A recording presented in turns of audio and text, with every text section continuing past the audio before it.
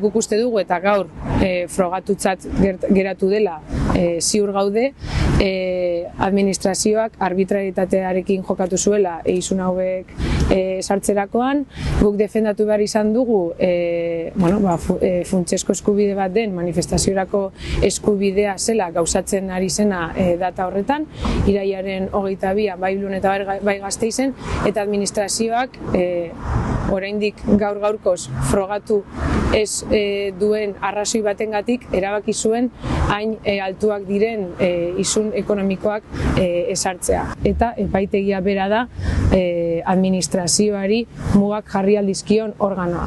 Horregatik etorri gara gaur ona lehenengo bi epaiketak egitera eta eskatzera epaitegiari kontrola dezala, kasu honetan segurtasun sailak, baina administrazioak duen erabakitzeko ahalmen hori.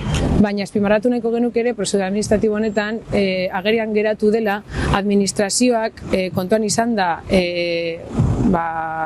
zigortzeko ahalmena duela, beraiek daukatela eskumena eta ardura frogatzeko egitate horiek horrela izan zirela, eta ez dute egin. Ez dute egin prozedura administratiboan eta ez dute egin gaur ere epaitegian. Orduan guk kontrara egin behar izan duguna da pertsona hauen defentsan egitate hauek desmontatu. 130 prozedura baino gehiago direla, 130 isun baino gehiago jarri zituelako ertzaintzak, orduan guztiak errekurritu behar izan ditugu eta gaur epaitu dira 2.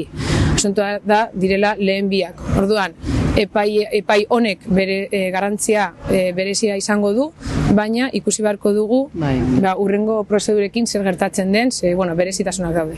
Ulertzen dugu prozedura honen helburua bazela Ernai eta Gazteria independentista isilaraztea, baina azken hilabeteetan ikusi dugun moduan ez da hori gertatu, geroz eta gehiago gara bat egiten dugunak eta geroz eta gehiago gara baitzen ari garen gazte independentistak. Beraz, ez dugu atzera urratsik emango eta aurrera jarraituko dugu datozen hilabeteetan, eta beraz bide judizial hau ere beste borroka bide bat bezala ulertzen.